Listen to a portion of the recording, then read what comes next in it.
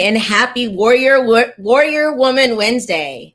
Thank you for joining our final day of our Young Women Run 2021 virtual conference, ending the last day of Women's History Month. Well, every day is Women's History Month in my book. I'm very excited to be here today because I get to talk about something that's so important to me. Your community can't wait to serve when we highlight dynamic women leaders on the importance of the service and how to leverage the power from appointed seats and how you can navigate spaces that were built for you. My name is Shay Franco-Clausen. I'm actually the West Coast Regional Director here in California in the Bay Area. And I'm actually a former chair of the Commission on the Status of Women for Santa Clara County, where I served 7 years. And I'm very excited to talk about the importance of commissions being appointed and how you can have impact in your community. I want to go ahead and start with our first, First, I want to talk about how women are underrepresented in elected office. I think we all know that. That's why we're here today. Of the 520,000 offices across the United States, look at the numbers of women representation. That's why it's so important for us to understand how do we get into these roles, the impacts that we have, and how we elevate and uplift our sisters in the movement. And here's the solution. Again, why Ignites here in many organizations across the nation. I think we are the solutions. You can see here on the elected office, we had one president out of 535 congressional members, 8,000 state legislators, starting from the dog catcher down up to your Congress. Up to Congress, you can see that women still don't hold that many seats. And that's why we're starting here at Ignite, working with younger women, starting to build our pipeline so much younger and partnering with women like myself and those who are going to be on the panel today to really show you how to use that power. I want to go ahead and introduce our first panelist, a good friend of mine, Meredith, we call her Meredith Curry, is a Bay Area education practitioner, consultant, and advocate. Meredith is the Director of Education Partnerships for MoneyThink, the Fellow for the Northern California College Promise Coalition, and the owner and principal, who I've worked with before, with Advanced Ed Consulting. And she is the chair of the Santa Clara County Commission on the Status of Women. So thank you for joining us today, Mayor. Thank you so much, Honorable Shay Franco-Clausen. It is such a pleasure to be here with everybody. As you introduced, my name is Meredith Curry. I do go by Mayor, pronouns she, her. I'm in East San Jose, and among my roles that were mentioned, including being the chair of the Santa Clara County Commission on the Status of Women, I'm also a board member for an organization called Lead Filipino. I'm a federal advocacy fellow, and I do a lot of work at the intersections of social justice, education, business, and technology. And it is such a pleasure to be here to talk about why it's so important to get involved, to get engaged. I'm in this work first and foremost because of my mom, who really set the stage for me and was an example early on in high school when she showed that as a student who identified as Black and Filipina, I received different resources by identifying as Black and different resources by identifying as Asian. And there's along the way so many different inequities that happen when we aren't allowed to embrace and represent our true holistic selves. So that's what brings me to this work, and I'm so glad to talk with you all today. Thank you so much, Mayor. I love always working with you and hear about the great things you're doing to bring equity to all students. Thank you again for joining us. And our next guest is Ana Maria Garcia, who I also have worked with as being the chair of the commission and statewide as a coalition that we all served on. Ana Maria Garcia has been working on access to justice for all of her legal career. She received her JD from La Reine College of Law in 1997 and has spent her legal career as a public interest lawyer. Currently, she is the Vice President of Access to Justice Initiatives at Neighborhood Legal Services of Los Angeles County, where she oversees a network of 9 self-help centers, the largest comprehensive network of the court-based self-help centers. Wow, I'm gonna need you soon. And the nation that currently assists over 11,000 litigants every month. Ms. Garcia serves on the Los Angeles County Commission for Women as a representative for the 1st District. Welcome, Ana Maria Garcia, and you can introduce yourself and tell us your why and what brings you to this work. Oh my God. Good morning. And I am so, so honored to be with you all today. Love hearing from my sister Shay every once in a while, the North-South connection. I became a lawyer because growing up, my family worked hard, but we knew the janitors, we knew the real estate agents, and it was just so hard to not um, our circle was very limited. And so, as the oldest, and I was the first one to go to college, an immigrant family, very hardworking, I just said, I don't want to go into real estate. What do I want to do? And I thought, I'll be a lawyer. A judge came to visit our school, and I was very impressed. It was a female judge. And this was in the 80s, right? 80, 84. And it's like there were fewer women back then, right? So I said, I'm going to do that because I'm smart and I have a lot of ideas, and I can go to school for another 3 years. And I have sought to fix the court system so that it works for all people and not just those who are lucky enough to have a lawyer, because more and more that number is getting less and less. And so I started off fighting for domestic violence survivors, and I'm a domestic violence advocate. And now we're learning about trauma-informed lawyering and trauma-informed care. And really, that work led me to um, be invited to serve on the LA County Commission. And I was appointed in 2013, and I have been board president 18, 19, and 19, 20. I am the immediate past president. I was appointed by Supervisor Molina and then reappointed by Supervisor Solis. Our LA County and now has 5 female supervisors. And boy, if it's not a pandemic to bring 5 women to the helm, I don't know what is. But I'm telling you that every day I am inspired. I am inspired. I like people. I like talking to people. I like providing service to people. And I believe that it is in service where you actually find your true self. Amen to that. Honored to be with you all. Oh my goodness. I mean, I knew about you and I knew the work you've done, what we've done together on the commission, but I know it was that deep. So I'm very honored to have you here. And we're so excited to have a champion like you doing this work, especially when it comes to the legal aspect of it. So thank you again. So I'm just going to kick right into the questions. Since you both serve on the Commission on the Status of Women, can you tell us, can you hone in on how you leverage power from an appointed seat? And I'll go ahead and start with Mira, if you want to go ahead and start us off. Yes, absolutely. Thanks for that question, Shay. So I will start off by just saying, again, a huge thank you to Shay for her leadership on the Santa Clara County Commission on the Status of Women. I took over the chair seat immediately after her, and to this point, all of our 13 commissioners continue to benefit from the scaffolding, the support, the process, the structure that was set up so that more women could come into these roles and be able to take that baton forward. So I will say that just one piece of the puzzle that is so wonderful about boards and commissions is that community you get to have of individuals who see you as a leader, want to see you grow and level up as a leader, and are creating a space where, to Ana Maria's point, you're serving as a leader to your community, in service to your community. So it is very much not about the ego. It is very much a role where you need to care about people. And then here in Santa Clara County, I think our population is 1.9 million. In our county, we have 75 boards and commissions, so there's several opportunities to be able to leverage your expertise, your intersections, your passions.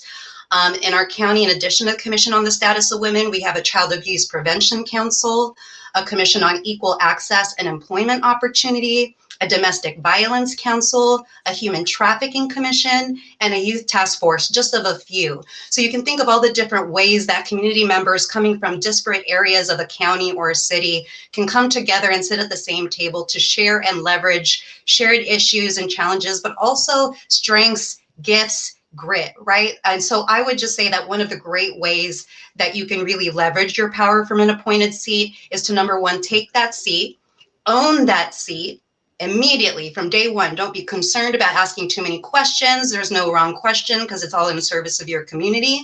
And then build relationships with the people who appoint you and the people with which you are really advocating for.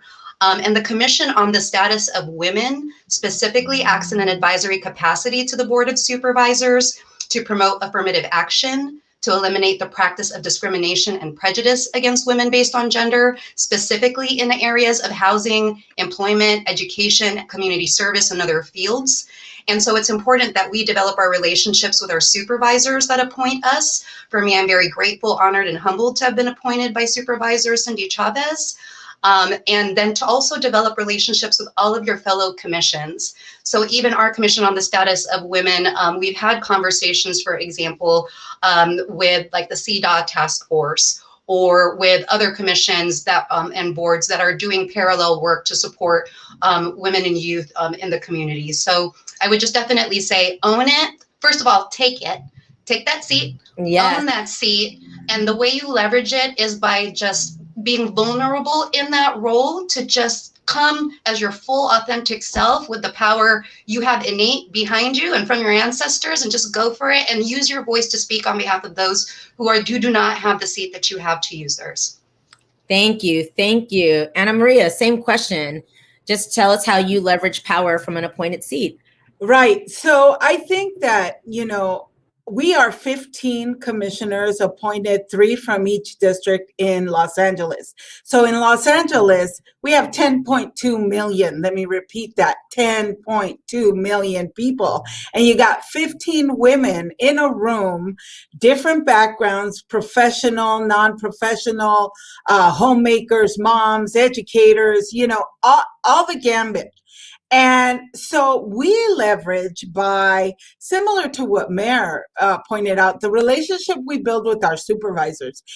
Because we are a county commission, we have to be very careful to not comment about a public issue on behalf of the supervisors. We cannot tie the supervisors. We are an advisory body. It's the supervisors that create policy and stuff, but we educate them.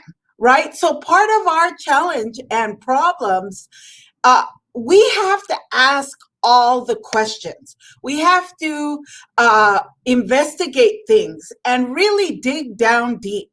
And we do have subpoena power, right? So we can ask, you really ask, even though you have subpoena power, we could ask the sheriff to come and talk to us about the issues that are facing him. Yes. We've asked HR to come talk to us about gender equity issues.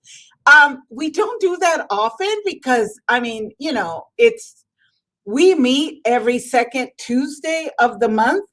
And so, people are busy in LA. And so normally we provide a courtesy, like, when can you come talk to us about, but like if they ignore us, we go again and we go again. And then we call the supervisors to say, we've asked for this.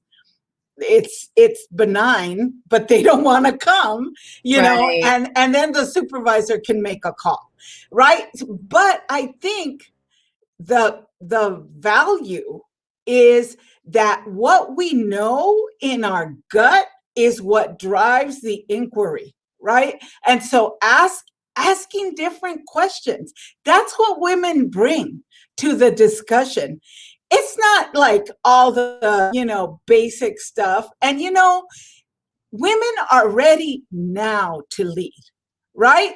You don't have to ask a man 3 times if they know, you don't, they do it. Even when they know they aren't prepared, who cares? They're sending them forward. Women, honest to God, we've missed the train. stand up. It doesn't matter if you're not finished with this and not finished. It's like a vacation. There's never a perfect time to take one, but you need one. And so I think that if you like being with people, meeting, being curious, bringing ideas forward, building systems that actually have value to people, this is a job for you, right? And this is on my side from my regular job, right? So, there is some management, but you meet great people. And then part of the commission, you're a part of other bigger commissions like the National Association of Commissions for Women, the NAACW, and then the ACCW is the Association of California Commissions for Women. And then there's a state commission. So, I mean, there's all kinds of commissions, but they're all talking about CDAW. They're all talking about equity. They're all talking about equal pay day, right? I mean, so these issues reverberate that you take the information and you apply it to your own county. It's really empowering. Yeah. And I will say, just to echo what you both have mentioned, is being the chair of the commission, I leveraged every opportunity for all the different departments to come report out and made it part of our MOU that they have to come every year, the sheriffs, human resources, to make sure that the equity that we are planning and talking about in the community is actually implemented, especially for our most vulnerable community members that are incarcerated in our local jail. So, I mean, there were so many things that you mentioned. That power to pull people in to explain themselves is very critical in this work. So thank you both. My next question is going to go, and I'll start with you, Ana Maria, is can you explain, because we have a lot of young women that are going to be on here, how do you get yourself appointed? And that was the one question that over those 7 years, so many people ask me, how do you get appointed? What are some of the tips you can give someone who lives in Los Angeles County who's watching now, how they can get involved? So a supervisor has to appoint you. And so in order for you to get the attention of your supervisor, who has like 10.2 million residents, right, that they're worried about, what I would do is volunteer. There are so many volunteer opportunities. And I'm telling you that someone who works hard and makes a difference and shows up every week and adds energy and elbow grease, and I mean, you get yourself noticed real quick.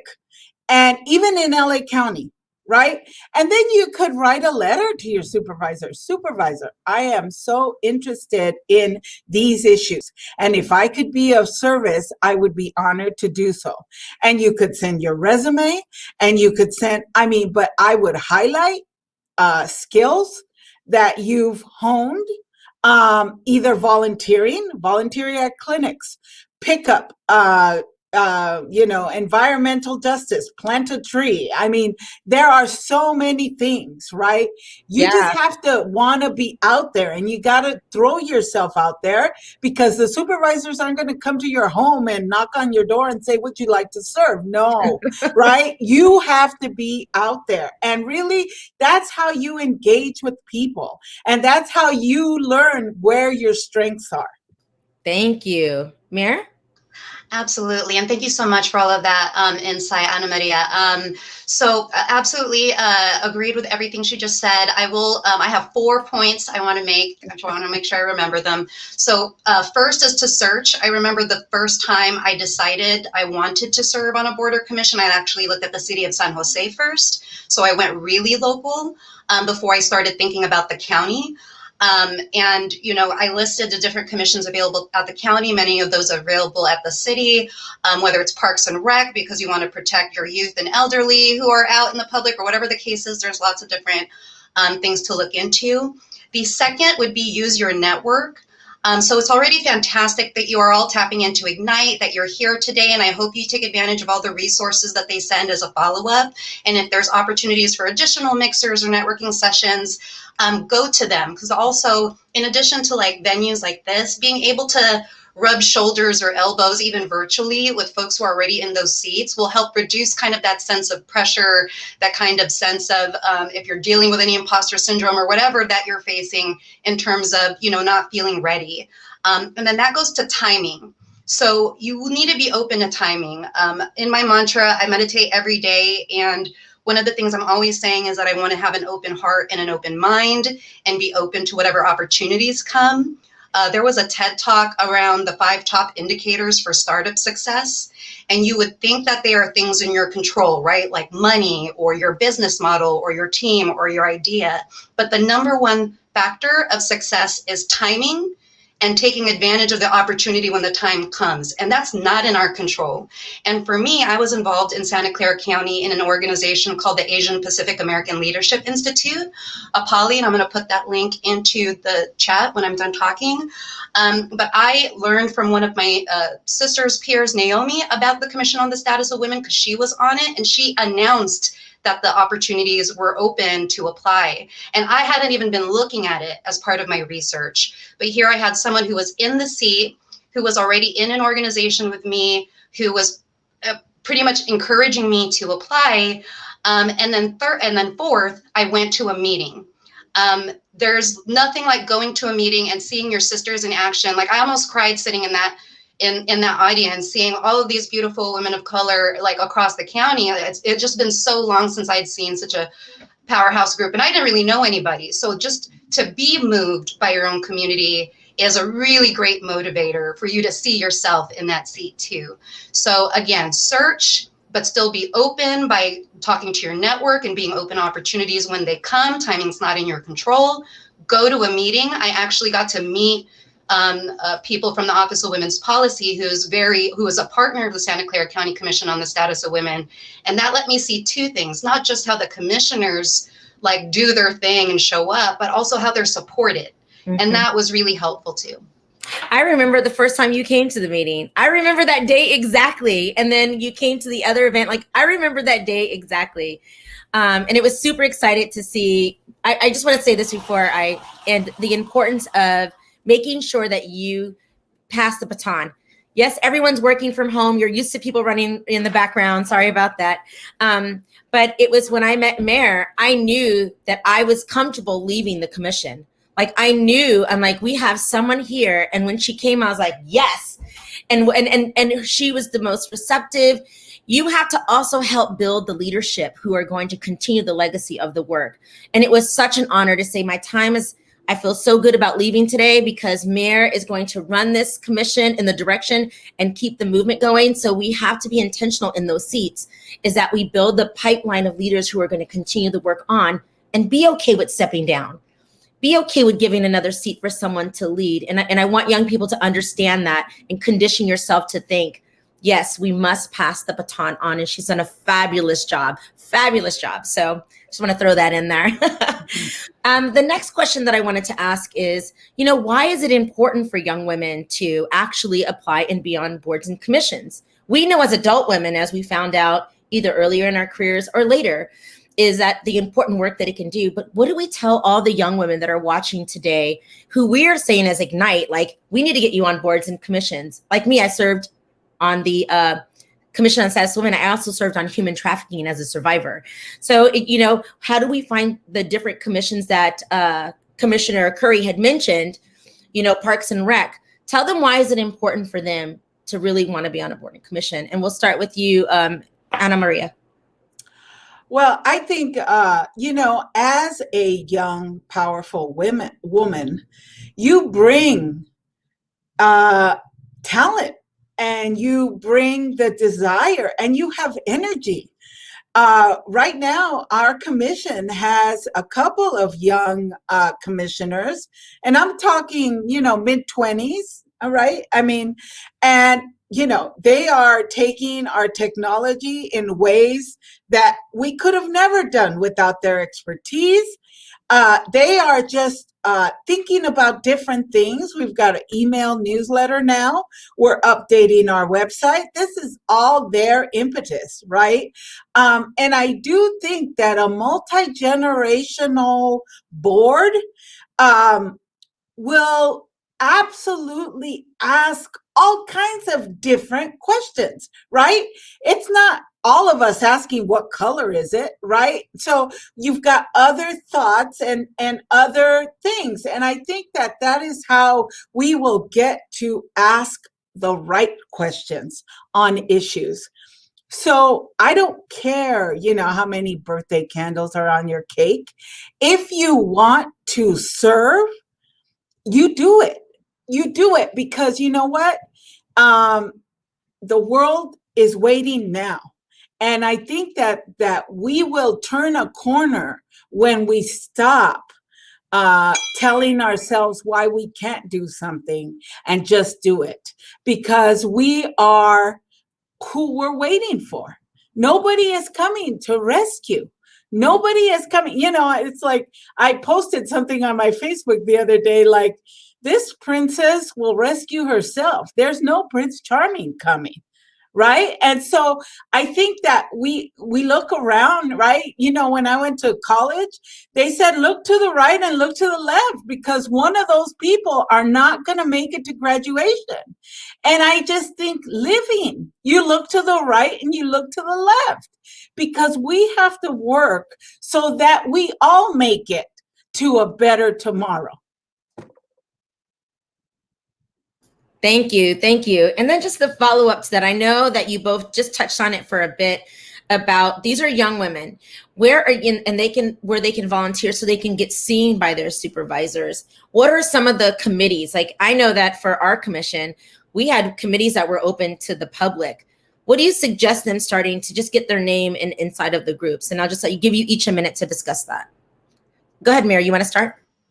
Yeah, sure. So for our commission, we have equity and emerging issues, we have justice and advocacy, and then we have outreach. And then we have ad hoc committees as well who do like short-term project-based work, as opposed to the committees do kind of sustained work that both commissioners and the public can participate in. Even if you're not necessarily ready to commit to participating in a committee, you could still go and attend and observe and hearing the power and the activities and the ideas will shape kind of those ideas out of you in terms of like, is that the right committee? Are those the right focus areas that you would want to be involved in? And for most of these commissions, you will have to be involved in any subcommittee work. So it is really helpful if you have a sense of their of what the committees do and what their focus is. And again, I would highly encourage you to go to a meeting, and a lot of these meetings are virtual now. You can just listen in and hear the kind of topics being discussed. The other thing that I would say is go to follow your commissions, especially if they have newsletters, which is fantastic. It's the same feeling that I have about our commission. Our commission's multi-generational, such great ideas are coming up. I can't wait to see what comes out of our work for next year. But we have events, so you can actually go and support your commission events or the events your commissioners support, which often we're also supporting or volunteering at the events being hosted by like our local legislators and whatever the case is. So I would just highly encourage you to be in the same spaces where your commissions would be, or in the spaces your commissions host, and then feel comfortable coming as a public citizen to those spaces, because it will only show you how much that space is really meant for you. Like, I would love for more people to attend our meetings, because it's a great way to also create pipelines of more folks to come into the seats, not just of that commission, but other commissions, because people see the power of the collective and of the public voice and what citizenry can do. So highly encourage you to check things out. And bring a buddy if that helps, because then 2 people can be recruited, not just 1. That's how I met your mom. When you bring. I love her, Mom. By the way, I love her. Do you want to add anything to that? Sure. So in LA County, we have 230 plus commissions. Wow. And so you can look online. There is all kinds of things. You could also look at your supervisor staff and reach out to supervisor deputies to say, I have 3 hours this weekend? Is there something going on that the supervisor is participating in? Can I help? Right? You just offer yourself up. Understand too, right? So we're the county commission. There is also a city commission, right? So LA City has their own commission that reports to the mayor, which is a much more direct line to impact for the city of LA. They just report to the mayor and they say, we believe in CDAW, and LA City has done an amazing job with CDAW, things like that, right? Where LA County has more ripples to it. And so I think that you look at anything. There's a women's commission in West Hollywood that does amazing things. Santa Monica does amazing things. Yes. They've been shut down for because of the pandemic. But this thing is virtual. Join the meetings. The public can join. You listen in to what kind of issues. Our committees do accept public members to them. We have the Violence Against Women and Girls Committee. We have the Education Committee, where we provide 20 scholarships to resilience girls seeking support for their educational goals. That's another thing that the commission does. We also have the public relations social media trying to get us a hashtag and stuff. We have, it's hysterical because, I was like, we played tic-tac-toe on that thing. I didn't know, what it was. We also have the health committee. We're trying to evaluate the health wealth gap in LA County. And we have the Public Policy and Legislation Committee, and that's kind of our new one. But any of those, you could be appointed by our president, Carrie Ann Farrell-Hines. Yeah, that's amazing. I'm glad to hear that the work is expanding. I think we don't talk enough. Our commission used to have a very hefty policy for about 4 years. Policy was always on our agenda. We talked about every bill that was happening and how do we get our board of supervisors to sign on and support. We were very aggressive back in the day. We had no barriers, and the political thing we didn't think about. We're like, oh, they're going to sign on to this because we're going to make it a public issue. Because that's what the commissions, I want to say, is that we are appointed to have our ears to the ground or our finger on the pulse of what's happening to women and girls in our counties. We are not there to tell the supervisors what they want to hear. We are here to bring the actual issues and the solutions because we collaborate with women and girls in the community and say, this is what we care about.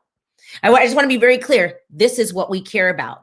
We're putting it on your agenda so you all can approve this unanimously so we can move on to bring equity to women and girls. So I want to make sure I just mention that we are there for a purpose to impact the lives of women and girls. And so my next question, because I myself have faced many barriers and microaggressions, have you faced that in any of your roles so far as getting onto the commission or during your time on the commission? I can start with you, Mayor. Thanks for that question. I feel really grateful that I haven't felt that in the body of my commission, maybe because we are all women, WOMXN, supporting each other. I know that when I am in any public space, in any kind of situation, I deal with microaggression. So I don't know how to necessarily separate that out from maybe my role or capacity as a commissioner. I think part of the challenge that we face sometimes, especially if we're stepping into one of these roles for the first time, and I stepped into this role for the first time. I was appointed in 2019. I was 36 years old, I think, and I was still remembering, or it was still resonating for me, the microaggressions of other experiences that I didn't really step into this role or own it like immediately. And that's why in the very beginning I said, like, as soon as you accept the role, own it, because it really is made for you. It's not made for some idea or perfect idea of some fictional character. It's really for you to step into your authentic self so that it's your voice with your power talking about what the community needs. To Shay's point, so, is it possible that, before shelter in place, I might have, walked down a hallway and, people didn't look me in the eye. Absolutely. It's a little bit different in a virtual space now. But I will say that when we do face microaggressions or barriers, the biggest thing is to move forward. And by having community, by having sisters and leaders and mentors supporting you that you feel comfortable sharing those experiences with, so that they can help remind you it's not about you. It's unfortunately, that's that person's challenges and things that they need to overcome in their own kind of way that they perceive you and others that look like you. So, move forward. Again, like I said, I meditate every day. Like, I think I'm at 1,200 straight days, because especially going into this work, there's so much in terms of also feeling like you're really invested and how much can I do as one person. But the good news is you're on a commission. You're not doing it alone. You're doing it with your sisters or whoever else is on the commission with you. You're doing it with the power of the county office or council, or in our case, Office of Women's Policy, or whoever else is backing up that work. So microaggressions will happen. They will not, I don't know if it will stop happening in my lifetime. I'm very hopeful.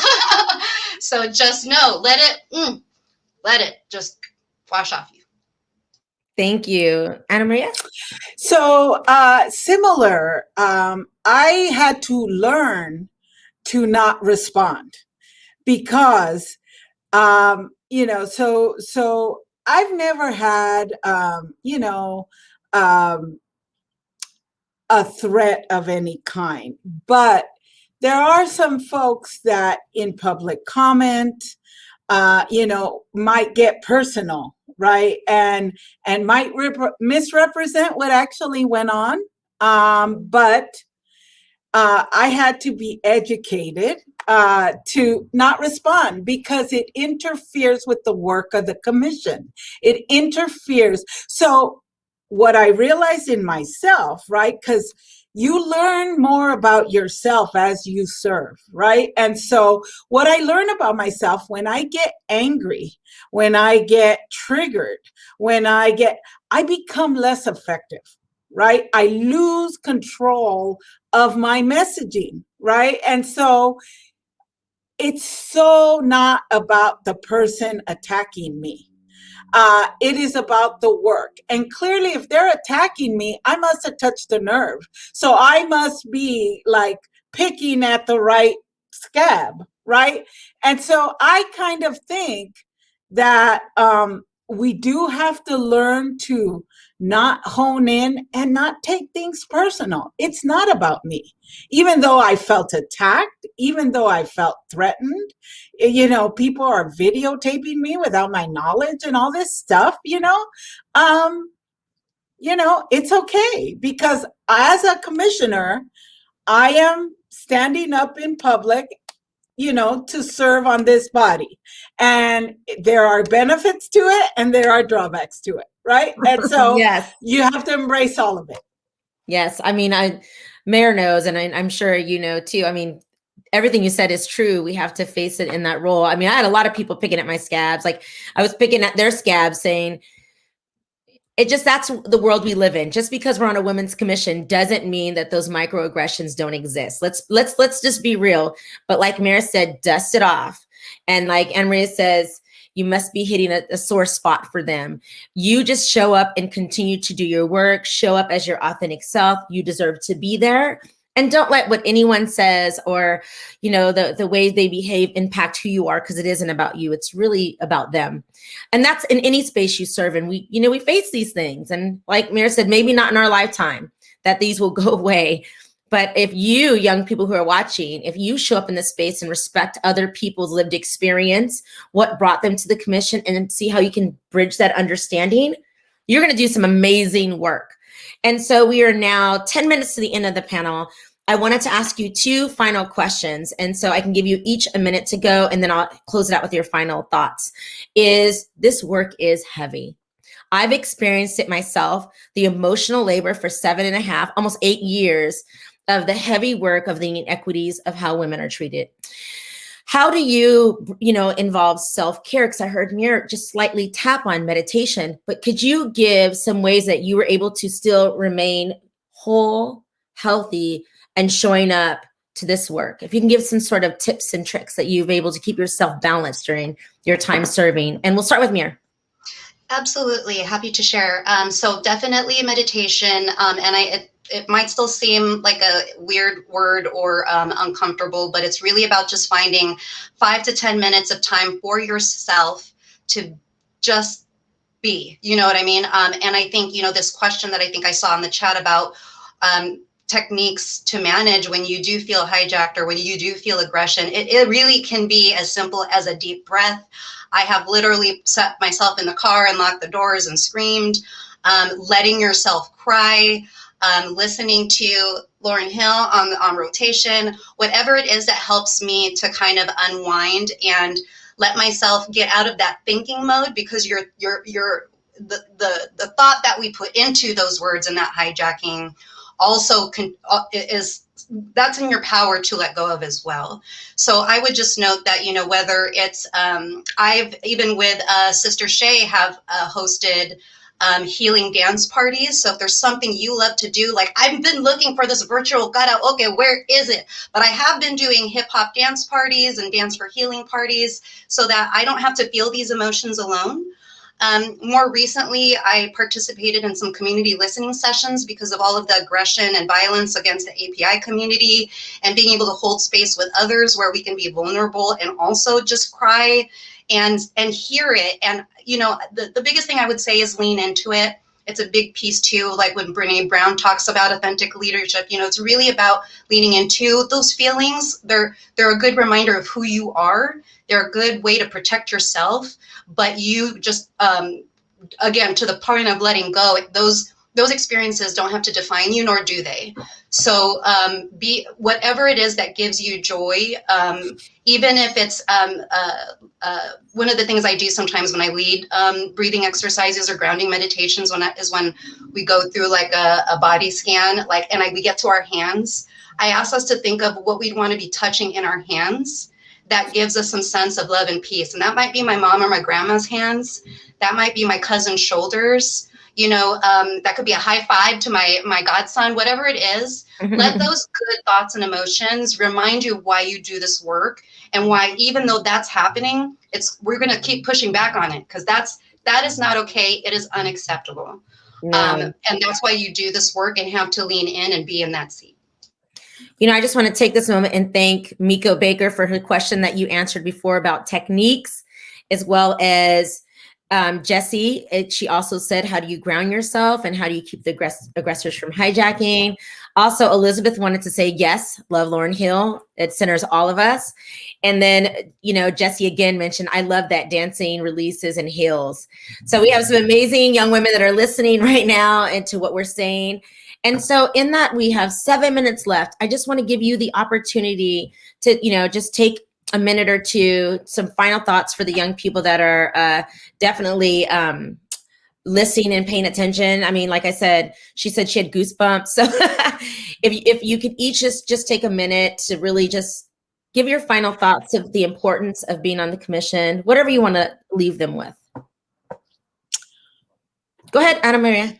Okay. Hi. So, it is an adage that says when you're thinking for yourself, you use your head, but when you're thinking for others, you use your heart. And I really believe that this work will feed your heart. You just have to commit to doing it. I think we must hold on to our joy, whatever it is your joy is. Dance parties, meditation, I've started both. I also love mariachi music. So I blare my mariachi music when I'm really I don't want to think about the hijackers, you don't want to give focus attention on something that just so doesn't need it, right? You keep focused on yourself. You reach out to your commissioners who are sitting now and just say, I want to get involved. And they could tell you about commissions that are coming up, conferences that are coming up. They're virtual. You don't have to spend money. You could just listen in. But really, you have to decide that you want to do the work. You have to decide that you want to try it. And you don't lose anything with trying anything. What you do lose in being afraid to try. So don't do that. You're better than that. Well, Elizabeth must have said yes to the mariachi. As soon as you said that, that popped up. I have to put that out. She's like, yes. Mayor, you want to go ahead and give some thought? Absolutely. And I just want to piggyback off of what Ana Maria said about setting a goal by being the educator that I am and talk about making it a SMART goal. So really after today, on a Post-it, on your whiteboard, write down what is it that you really want to set as a goal, an action item for you after today. Is it that you're going to reflect on the 2 to 3 topics that you want to be able to focus on if you join a commission? Is it that you're going to volunteer for 1 to 3 organizations by June 1, whatever that date is, so that you can explore? Is it that you're going to research 2 to 3 of the different types of boards you heard about today? Human Trafficking Commission, Commission on the Status of Women, Youth Task Force, and you'll have an idea of what you want to do by summer. Will you attend 1 to 2 board commission meetings this month or in April? But I would highly encourage you to build from this energy, because I definitely see the energy in the comments. And y'all have to know, this virtual stuff never gets easy. So your engagement in the comments means so much. Please just know that. So keep it going.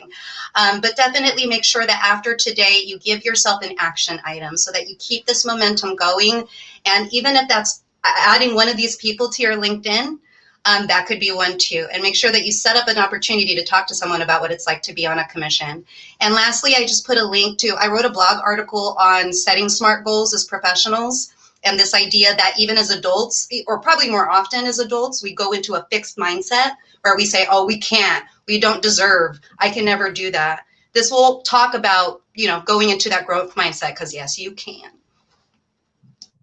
I appreciate it. And I have to tell you is that it is such an honor to continue this work with both of you, because I know that I was able to find my voice, find what I cared about is when I joined the commission.